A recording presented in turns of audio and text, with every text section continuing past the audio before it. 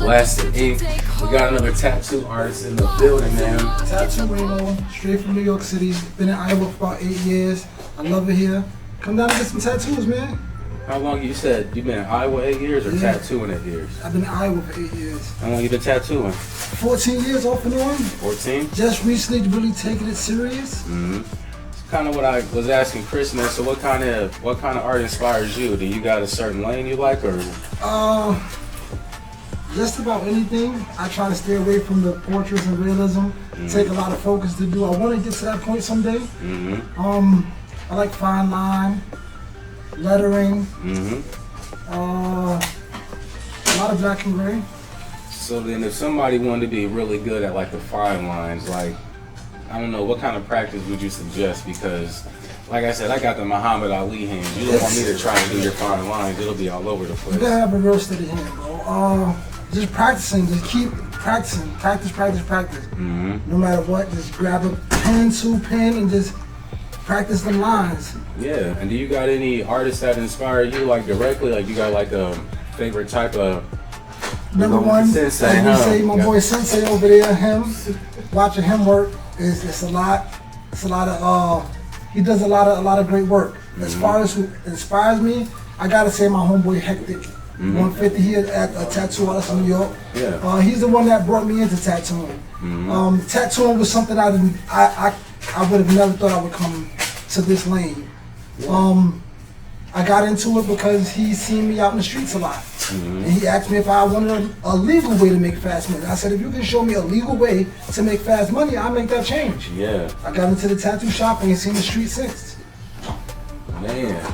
So is that kind of what was you just in the streets real heavy before you got tattooing? Yes. There was really like nothing really before that, yeah? Yes, nothing before that. Yeah? Yes. Get yourself in a lot of trouble then, huh? Yes, my first time in jail was 13 years old. From 13 to the age of 18, in a place called Tryon, upstate New York.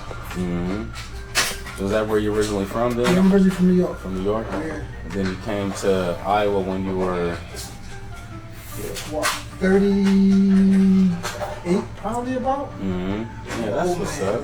That's man. I'm 43 years old. Yeah. And then you're still in here doing your art, so that's the more important thing. This is what keep me, like, this right here. If I didn't have this, I think I would be back to my old ways.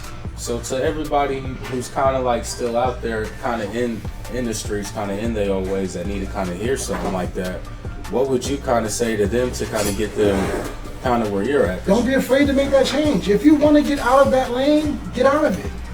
If you feel like you can make a better life doing something else, do it. It's not hard. It's all about staying focused and following your dreams. Like I said, this is something I never thought I would be into. I got into it. I enjoy it. I kept going with it. Yeah. And so with that, is it more like a mental change you had to make, or was it just like a environmental change? What was the biggest like impact on you? Everything. Everything. Coming from where I come from, bro, like, I lost my mom and dad at a very young age. That's what led me to the streets at a young age.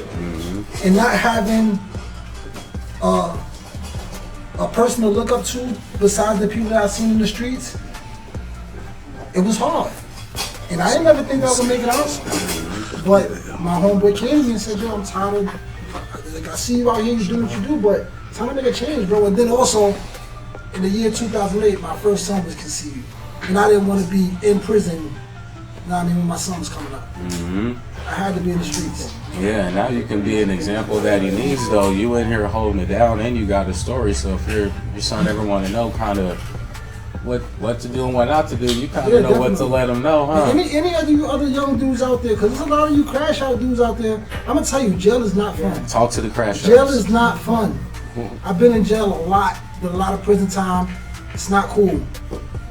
Being in these streets for your family, living your life, graduate high school, that's where it's at.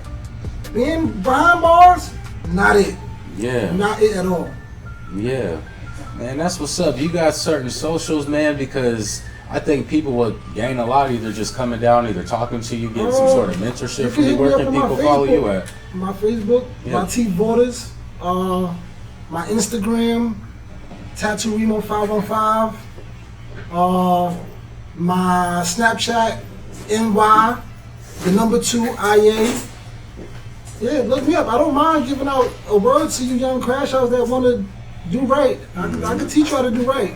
Yeah, y'all got it, man. Tattoo Remo, man. Another great artist in the building. Y'all make sure y'all follow his channel, follow his social, all that. Got great work. And it's good to hear, man. You can go from the streets to living your dreams. You just got to make that shift like my man right here did. Proud of you, big dog. Glad that you're out of trouble. Set an example for your children. Let's go highlight another artist now. We into the road. We have somebody else. Change ideas, let the future take hold. Block to block, it's a podcast.